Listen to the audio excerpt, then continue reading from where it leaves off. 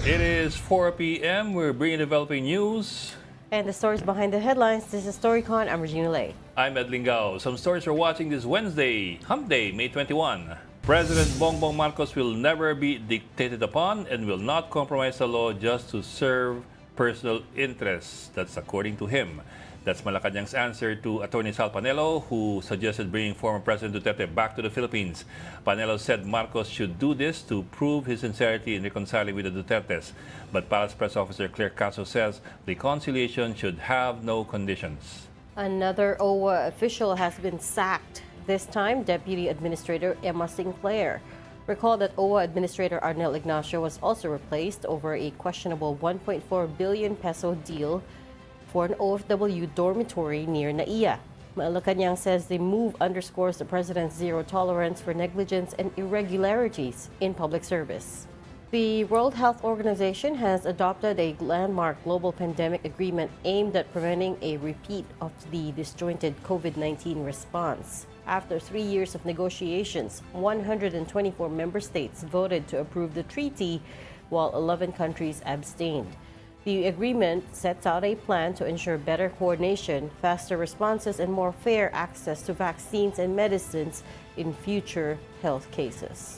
And Senator Risa Ontiveros says she is open to being the opposition's standard bearer in the 2020 presidential elections. She says her group is now consolidating power post-midterms, but clarifies that no final decision has been made yet on who they will field. Ontiveros also expressed willingness to lead the minority bloc or form an independent one if Duterte allies claim the title of opposition. And joining us today, uy, si Tito Ronald, you know. Ngiti naman dyan.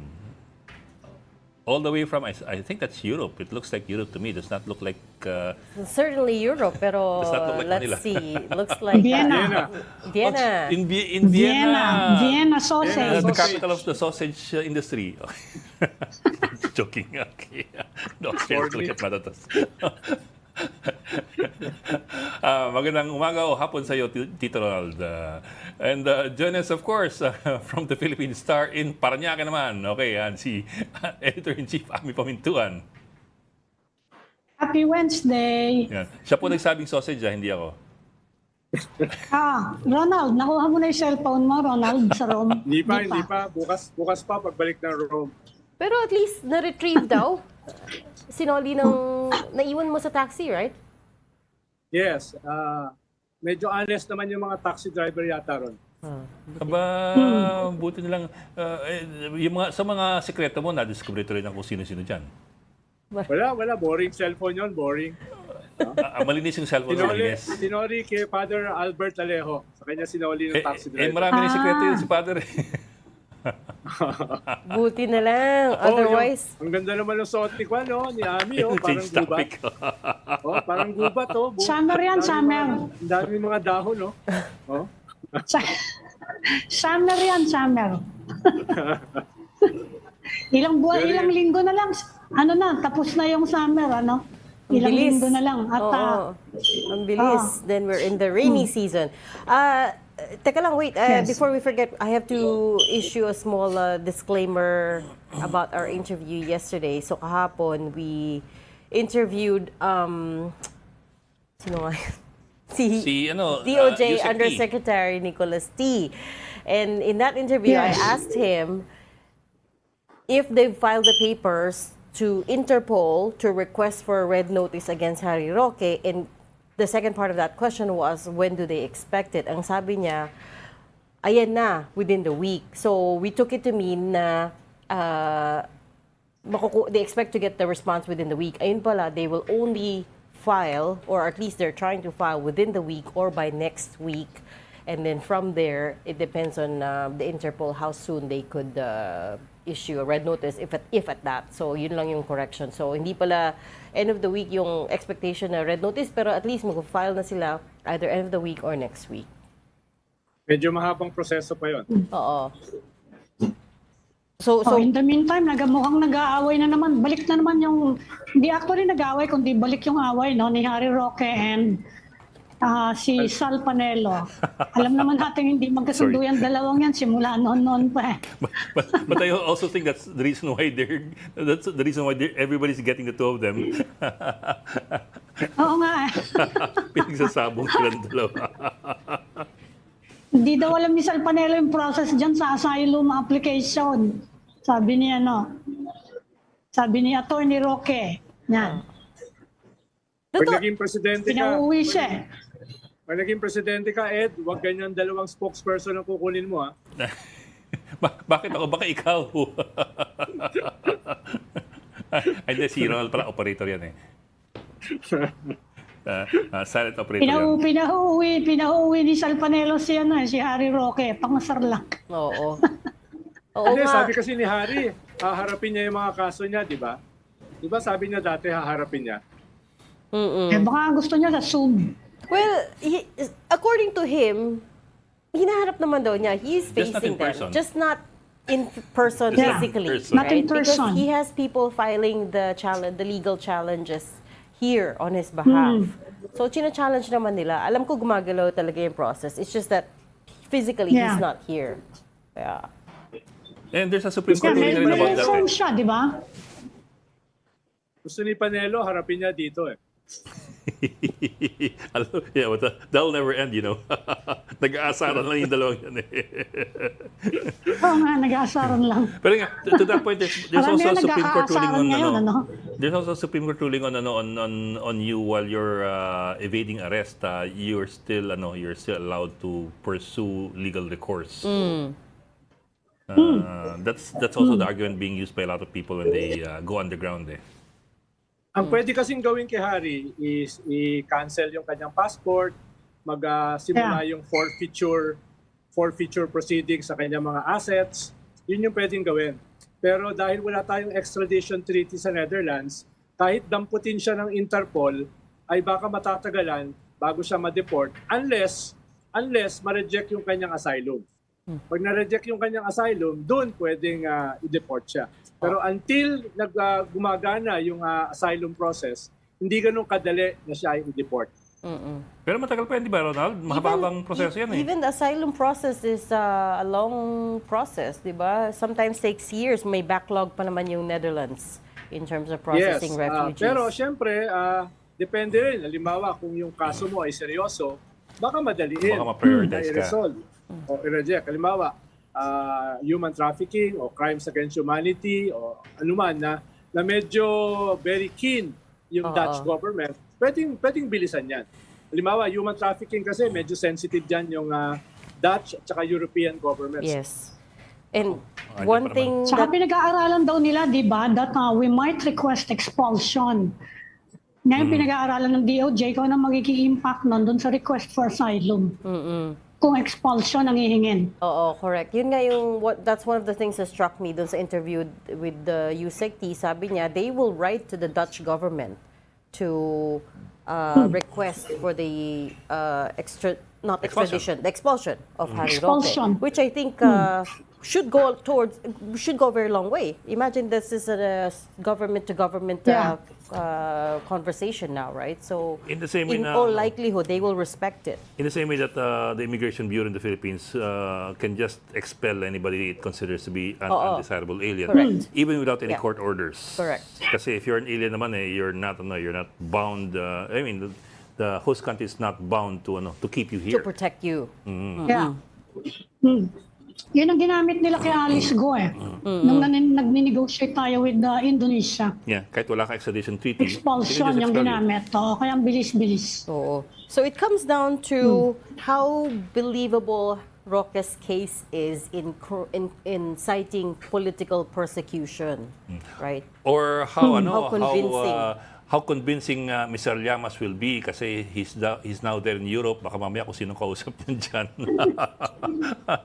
Ayun yata. Baka may naareglo ka dyan, ha? Parang nakita ko si Harry, tatago sa puno. Hindi mo ba nakita? Hindi mo ba nakita? Ronald, hindi ba kayo nagkita dyan sa Vienna? He's still free to move around. Yes, Hindi yes. ko siya matawagan dahil nawawala cellphone ko eh. Ah. Kaya Ayun nga pala, pala, bibigyan ka ni Reg ng cellphone na bago. Bili mo yung cellphone ko. iwanan sa taxi. Yeah, pero yeah, Bahala how si Reg sa'yo. convincing.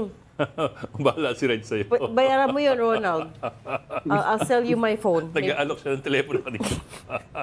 Teka, may guest naman tayo. Ano natin yung guest natin? Is Oh, our may guest in? na, oh. Okay. Ano? So- Bring her in.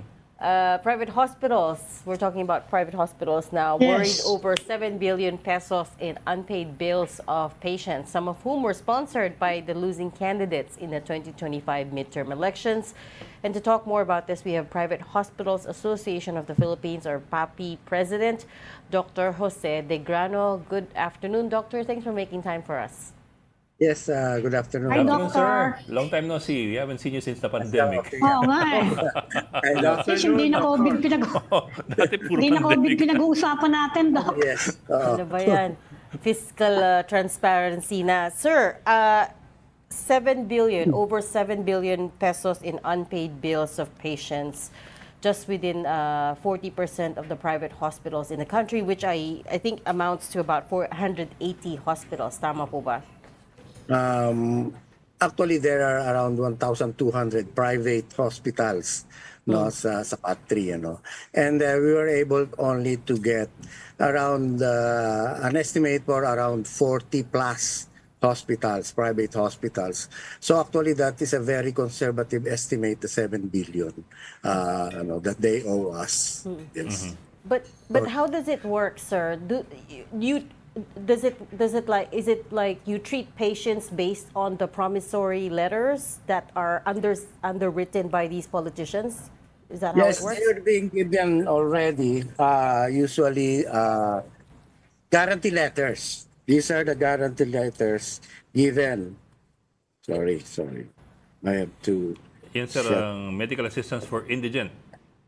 Yes, Financially they're supposed to be incapacitated patients. given. The patients are given the GLs. They are supposed to be guarantee letters. And this, let's say there is an amount stated there na nakalagay 3,000 or 5,000, and then they can use that for paying for medications, for hospital services, laboratories, even professional fees of the doctors.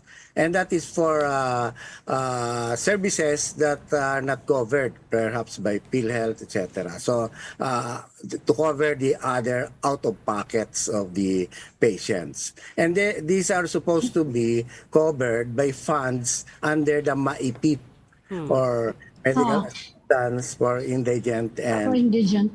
and Financially. financially incapacitated patients. Yeah. Kahit hindi ka indigent, if you cannot pay, halimbawa, hirap ka dahil you're a senior, you're a PWD, you don't have the means para bumayad talaga, then you can use the MAIF fund. Yeah. Yun po. And then some of our members are now, they are worrying na baka mamaya, natalo yung aming, yung mga party list yung mga and then paano masisingil to. But then upon asking some people there in the Department of Health, they say that there is supposed to be a fund already, and then kahit sino makaupo, then supposedly these are the GLs should be covered. They will pay us. The only thing that is the problem is they are supposed to pay us within 60 days upon the a receipt of the GLs. And now some of our hospitals are asking for even 2023 and 2024 bills. And so that's it. So that's why they are worried. Bakit biglang nagkaroon ng election, parang natigil, nahinto yung payment nitong ating mga MAIPIP funds po. Doc, anong role ng Department of Health diyan sa mga utang na yan? Sila ba yung nangongolekta? Sila ba yung kumakausap? Meron ba silang counterpart diyan pag sakaling hindi nabayaran? Ano yung role nila para maunawaan ng ating tigapakinig? Supposedly, itong MAIF fund, may allocation yan. I think sa GAA, meron talaga allocation. Pinapasa nila yan sa Department of Health. At gagamitin nga ito ng Department of Health to pay back. Halimbawa, yung private hospitals kasi hindi kaya ng mga government facilities sa private hospitals pumupunta, binibigyan nila ng parang itong mga ating mga party list representatives, congressmen, etc. ay may authorization sila magbigay ng GLs or guarantee letters. And then the guarantee letters babalik nyo sa DOH, and then DOH supposedly babalik sa amin, babayaran kami within 60 days. Meron kami pinipirmahan, the private hospitals, meron po kami pinipirmahan dyan na parang memorandum of understanding or agreement, MOA, with the regional offices of the DOH, like the CHDs or Centers for Health Development ang tawag nila ngayon. These are regional offices. At during the dun sa MOA na yan, it states there na mag-i-issue nga ng GL and then they have to pay us within 60 days. Ayun. So Doc, yung DOH Dr. Kailan- ang mataas ang responsibility dyan. DOH ang pinakamalaki ang responsibility. Yes. Actually, I have Disbursing. I have messaged already our good Secretary of Health, and sabi niya, okay, we'll look into that. Sabi niya, he has instructed the USEC in charge of it to look into that, bakit ganon, And then yon, hopefully, after this kasi parang umalis si secretary nasa Geneva, I think, so we'll we'll wait kung anong mangyayari po dun sa namin, hopefully naman mababayaran kami. Opo. Doktor, may idea ba kayo kung ilang mga politiko yung mga baka hindi makapagbayad? Hindi naman talaga po personal sa kanila yan, kasi Yes. ito fund ng ng MAIF.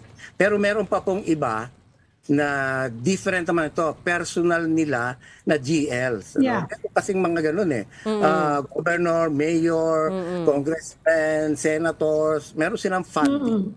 This, iba pa po yan sa MAIF. Yun ang nakakatakot po. Mahirap yun singilin. Kasi baka wala.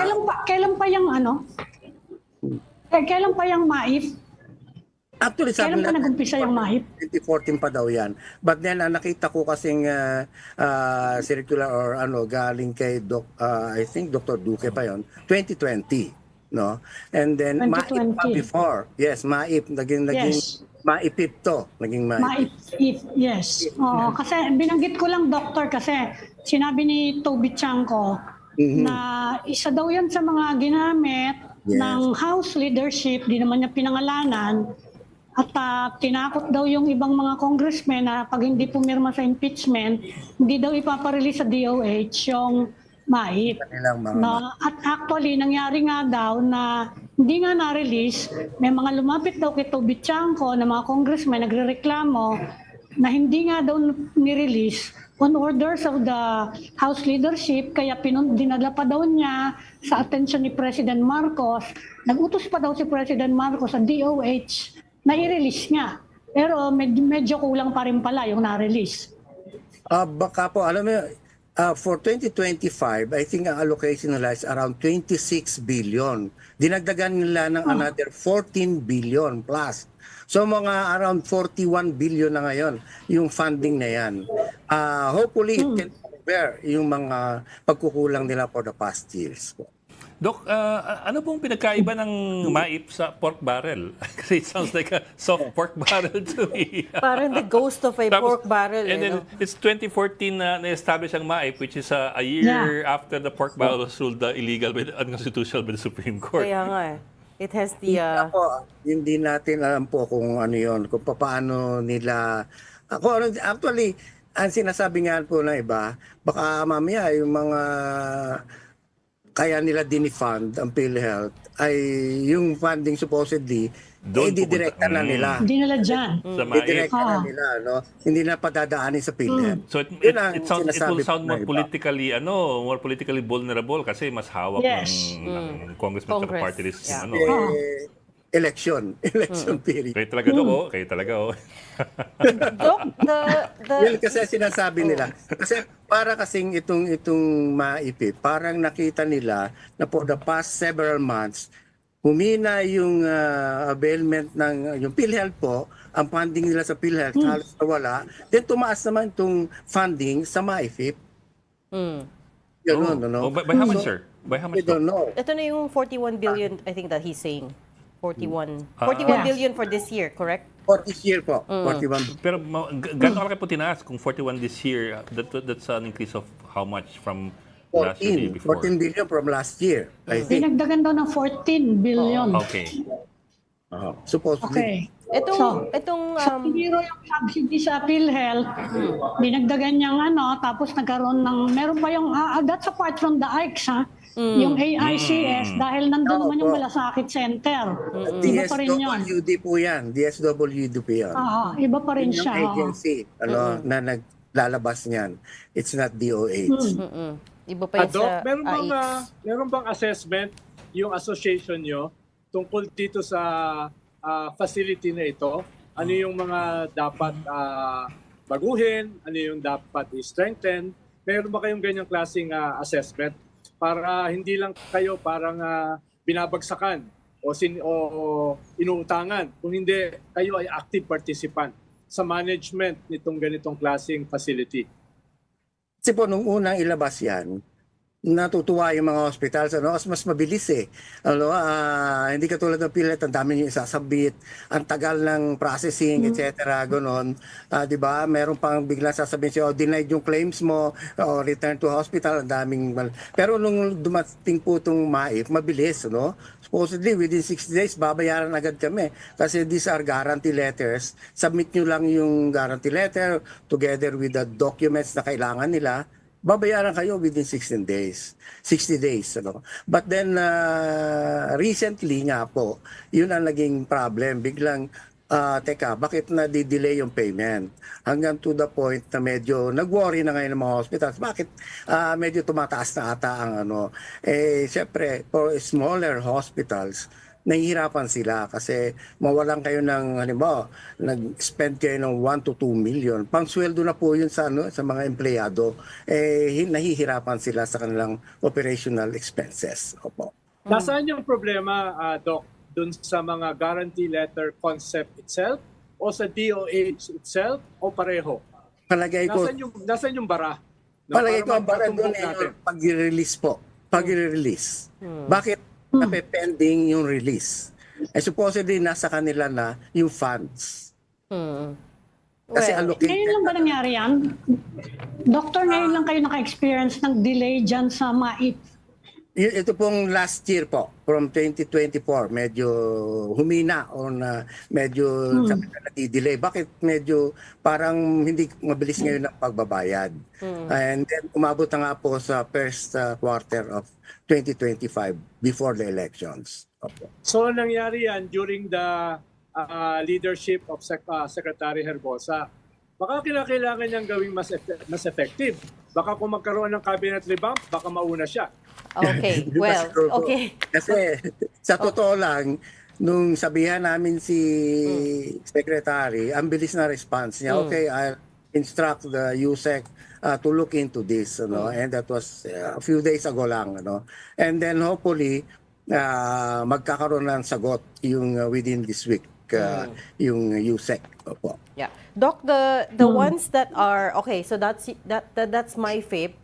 Pero yung the ones that are underwritten personally by the politicians, ano yung backlog doon? How much yung utang ngayon? And sino-sino who are the biggest names there? Actually, wala po kaming data on that. Kasi ang nagreklamo po lang is yung mga may maipit. Pero meron kaming personal na in some of our hospitals na kilala ko, nung natalo yung lembawa, yung mayor, meron siyang kanyang foundation na pinapatakbo during his term.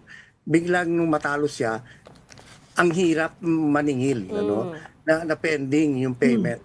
Until mabuti kung yung sumunod sa kanya ay nagbayad. But then it will take years bago niya ma-fully kasi sabihin niya, hindi ko naman hindi ko pagkakautang ito. Pagkakautang yan ng previous administration. So yun po ang palagay ko, mas worrisome yun. Oo, Mas I was gonna say, mas delikado yun because with MyFape, okay, matagal yung pagbayad, pero at least there's a fixed program for it. Theoretically, they've set aside the money. Pero the ones that are being underwritten personally by the politicians in exchange, presumably, for support, for votes, yun yung medyo delikado. And I wanted to find out if we have a ballpark figure of how much that is. Sorry, wala po kaming gano'n. But Okay. we'll try to ask. Okay. Sige, Pero sir. di ba, Doc, ang guarantee letters kasi ay guaranteed ng gobyerno. Supposedly Guaranteed po. yan ng Department of Hindi yan guaranteed ng mga politicians. Yes, Parang facility yan na Oo. ginagamit nila. Pero bottom line, yan ay ang guarantor niyan ay yung gobyerno, specifically yung Department of Department of Health. Yes. Oo. Okay. And then the MOA is between us, the private hospitals, and the CHD or the Center for Health Development on that region. Let's say on our part, it's Region 4 and our hospitals. Ano kahit ginagamit yan ng mga politiko, ang pinanggagalingan yan ay yung Fund pa rin ng gobyerno. government. Specifically Department Still the of Health. budget. Oo. Parang pork barrel nga. Kaya may problema So, talaga kapag pag pinapasukan ng politiko eh. So, tinanggal Mahirap yung talaga yung PhilHealth kapag ano subsidy. Oh. So now we are tracking where Kaya it was imbis na moved. na depoliticized sana under PhilHealth, pag pinasukan ng endorsement ng politiko, lahat nagkakaproblema eh. Halimbawa, alam ko si Speaking- Senator Ping Lacson ay walang guarantee letters. Wala siyang Ibig sabihin, para sa kanya kasi parang pork barrel yan. Dahil laban siya sa pork barrel, kahit siya hindi niya ginagamit yan. So may mga ganung mga Turo mo sa politiko na hindi PhilHealth. ginagamit yan. Pero it's the use of guarantee letters are rampant. If you go online, may mga Facebook groups no na yung mga humihingi ng tulong for medical expenses. Kilalang-kilala na yung mga names that you can go to ask for these guarantee letters, right? On the Senate level. And they will take credit for it, ha? Oo. The politicians will take credit for it. Kaya akala ng mga tao, personal na tulong yun eh. Oo. Speaking of PhilHealth, sir, Yeah, yan ang ano. I wonder, how much is may utang pa ba ang PhilHealth sa PAPI, sa Private Hospitals Association of the Philippines, or sa member hospitals? Marami pa po actually, pero these are yung mga denied claims at saka return to hospitals na during the COVID period. Pero for the past several months, mabilis na yung turnover, mabilis na ang payment nila ng mga current accounts po. Yung current accounts. Okay na Pero, po. Dok, ang tagal na ng COVID period eh. Ibig sabihin na, Oo so what nga eh. happens to those denied claims? Yes, even actually meron silang program ngayon na yung mga denied claims na filed beyond 60 days, babayaran daw nila yan from 2018 to 2024. And that's worth around 8 billion. Oh. And we'll just, That's denied claims? there is a reconciliation of the ng mga claims namin. And then they are supposed to pay the 8 billion after 6 months. Opo.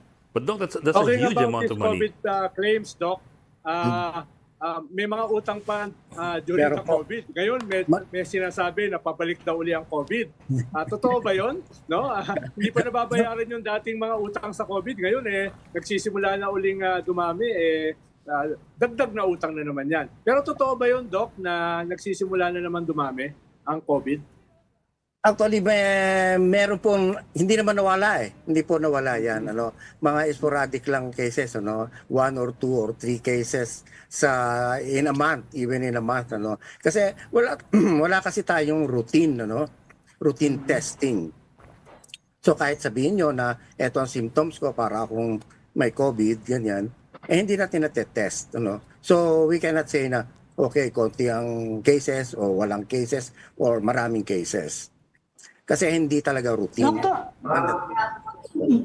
Doktor, nabanggit niyo na rin lang COVID. May problema pa rin ba kayo sa staffing? Kasi at the height of COVID, napalaking problema ng mga hospitals, nawawala yung mga nurses, kulang ng health professionals. Hanggang ngayon ba nagpe-persist yung problemang yan? For the past siguro month po, or more than a month, medyo marami nang tayong pumapasok na bagong nurses. Maraming pumasa. So, hindi na masyadong problem yan. Okay. That's good to Ang hear. problem po natin ay yung pagpasweldo. sa mga nurses. Ah, Kukumpit tayo eh. Kukumpit tayo sa ibang bansa. Opo. But very quickly, Doc, why can't the private hospitals, at least yung private, just increase the wages? Actually, kaya po yan ng mga level 2, level 3. We can compete and we can compare or with the government. They are giving at least 35,000 to the nurses. Pero sa small hospitals, hindi po kaya talaga yan. Hindi kaya kasi services na binibigay nila ay hindi nila kaya. Otherwise, biglang tataas po lahat ng hospitalization cost ng ating pasyente. Fair enough. Okay, well, we will leave that there. Thank you so much for your time and your insights today. Private Hospitals Association of the Philippines President, Dr. Jose De Grano. Salamat po, sir. Thank you, Thank you Doc. very much. Salamat, Doc. thank you, Doctor. We've got developing news and the stories behind the headlines. Welcome back to Storycon, the Story Conference. I'm Edlin Gao. And I'm Regina Lay, still with us, Ami Pamintuan of the Philippine Star, and Ronald Llamas, a resident political pundit. Our second guest for today is lawyer and activist and former Dean Tony Lavinia. Sir, magandang hapon and we hope you're doing well. Magandang hapon. Hi, Dean. Good afternoon, Dean. Magandang hapon din. Magandang hapon sa lahat. Okay. You want to start? Oh, no. Go ahead. Well, Dean, some questions that people have been asking, of course, among other things, how the former president can take his oath of office all the way in the ICC in The Hague, and also whether a person or an official, elected though he may be, can take his position if he cannot prove he can govern physically. Kasi nga, di ba, if you're there, you don't have internet, can you be He's given mayor? access to a computer daw. Internet. Intranet? Walang That's internet. He's not Okay. able to go on Facebook. Okay. Lang, limited to communicating to his lawyers. Okay. Lang yung pwedeng gawin sa kanyang computer na ibibigay sa kanya. Yun din. So quite Yung ano. oath-taking, theoretically, yung oath-taking may solusyon. Kasi may Philippine Embassy naman, pwede siya dalhin doon. He can take his oath before any authorized official, so pwedeng ambassador. VP Sara herself is an authorized official, can swear people in. A barangay captain from Davao, they can fly him in. Senator Padilla, di ba? So pero ang kailangan mangyari doon, dalawa. Pumayag ang Philippine government, di ba? Which parang absurd kung pumayag sila kasi then ang dami-dami ng baka si Teves, kung nanalo si Teves, di ba? Sa East Timor, he will also ask the same favor, di ba? Siyempre, it's a very bad precedent that you allow someone to take an oath of office in similar circumstances like this, di ba? And pumayag yung ICC. Again, importante yun kasi may security issues. And of course, the whole notion of the ICC, di ba? Charges, di ba? Na napaka-serious. And then you will allow anyone who won an election to actually take oath, leave the detention facility. Kailangan kasi for oath-taking, kailangan Filipino soil. Di ba? So kailangan sa embassy. Hindi pwedeng sa ICC facility itself. Hindi pwedeng sa anywhere in the Netherlands. No, kailangan dun mismo sa embassy gagawin yung para sa Philippine side. So Dean, wala pang ganyang klaseng nangyari whatsoever before. Wala pang ganyang incident. Similar like this.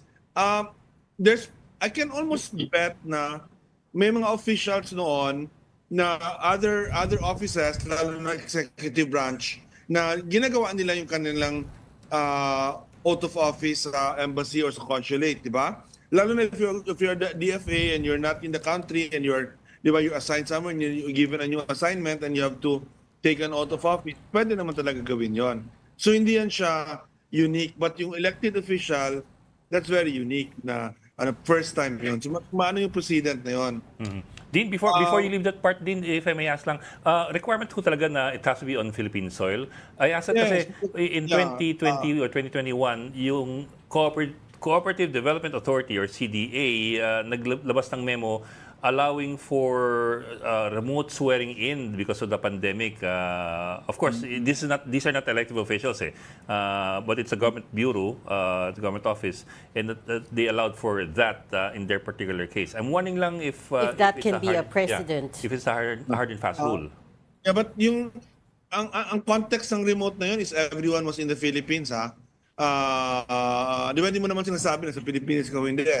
I mean, marami namang even yung yung lawyers that year sa 2021, yung pumasa ng The bar. Oh, the bar. They were allowed to do that. But yun, I mean, in the first place, yun. At pangalawa, di ba, yung context ng kanong policies na nasa Pilipinas ka, wala ka sa abroad, di ba? But as I said, may solution yan, pero sa rin kong mahirap siya i-implement. Yung pangalawang mas mahirap kasi assumption into office requires physical presence, di ba? Assumption to office.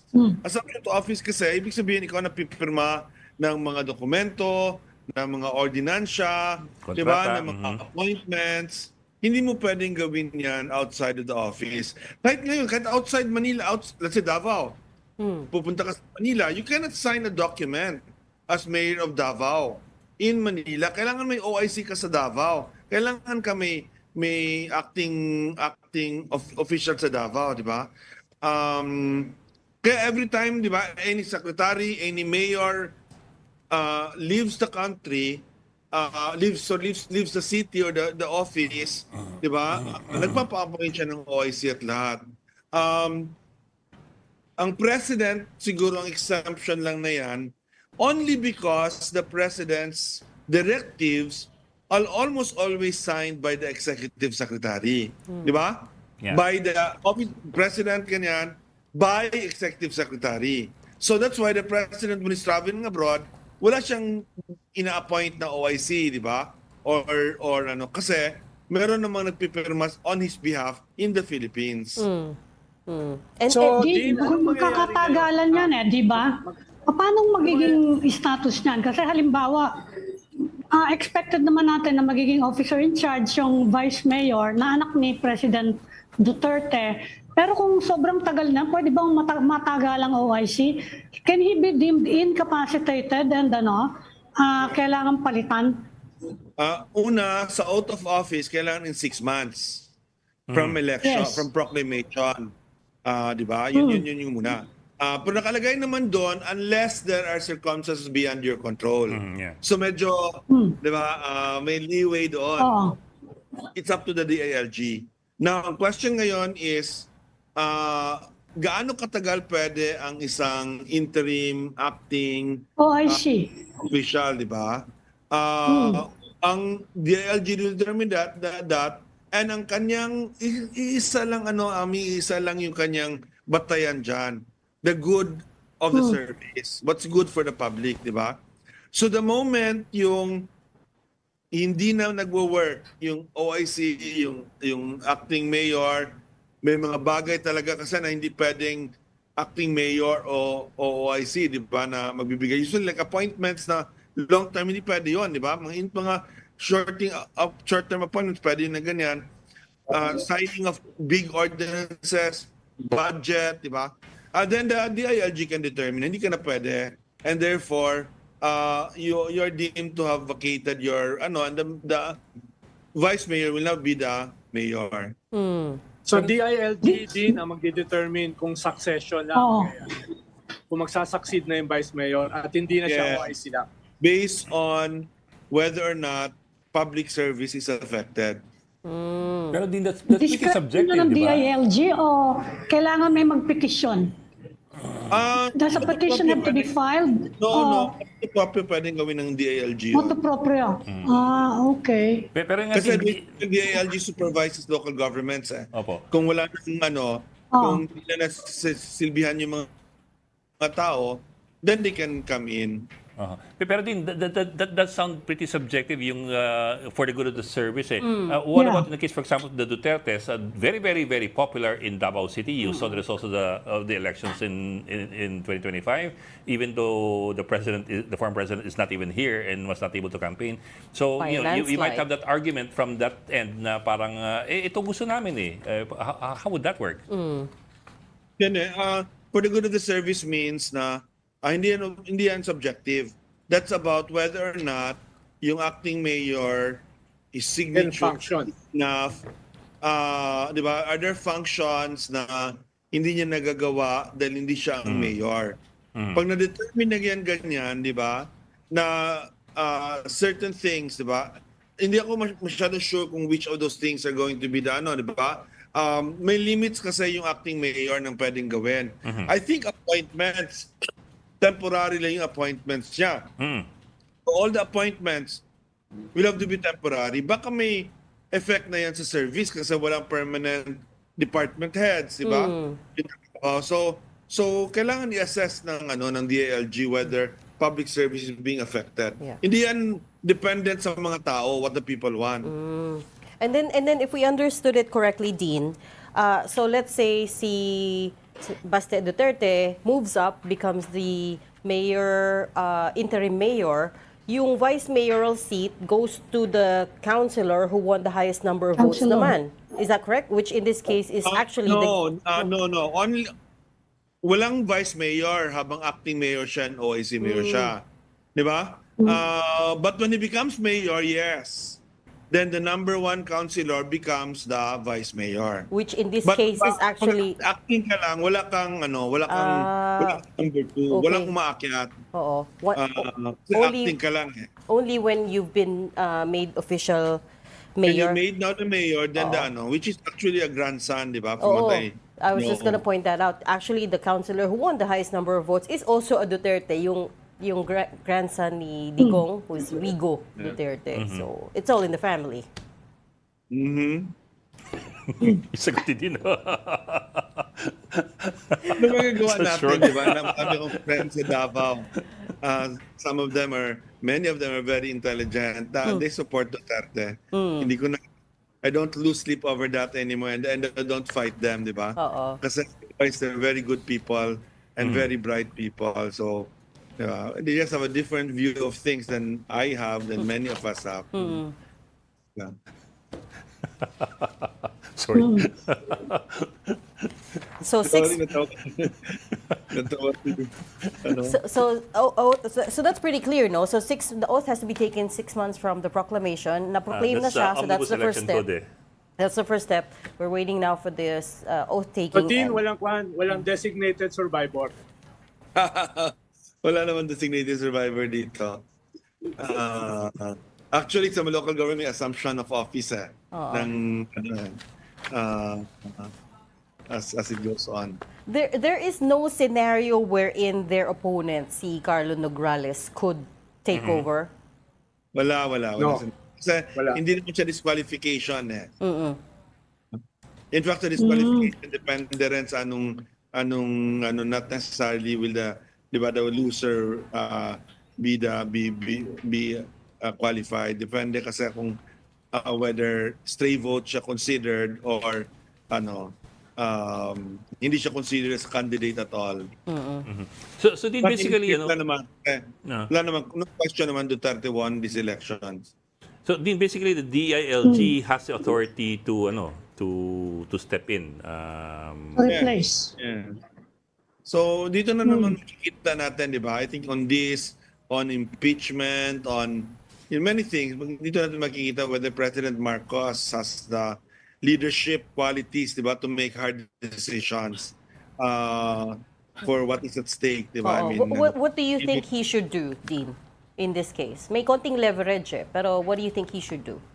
Well, I think if after 6 months hindi maka-out of office, talagang automatic na yon. Let the law operate. If maka-out of office for some reason, dapat the government should not cooperate, should not allow the oath taking in an embassy. That is not, di ba, that's a very bad precedent. And mapapahaya lang tayo, papayagan natin, hindi papayagan ng ICC, di ba?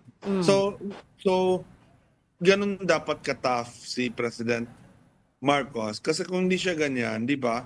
Then mangyayari yung nangyari sa eleksyon, di ba? And also it doesn't help the people, it doesn't help, di ba, the country when you waffle on these things. Nakikipag-reconcile siya din eh. Naniniwala ba kayo dun sa offer of reconciliation? I don't know. Sabi niya, lahat naman daw siya na-reconcile. Sana mag-peace settlement siya with the NDF. Yun ang totoong reconciliation sa akin. Hanggang ngayon, nasa exploratory talks pa rin sila. More than a year na, di ba? Oo. Yun ang time na reconciliation. This one, between the families, parang imposible na yan. Parang fight to the death yan, di ba? Fight to the finish na yan. So, that's why he has to show the leadership also kasi malaki ang stake nila din. And then very quickly, Dean, before we let you go, what are your views on the impeachment after the midterms? Is it looking shaky for the administration at this point, or you don't see it that way? Well, challenging. But again, if the president shows leadership, diba?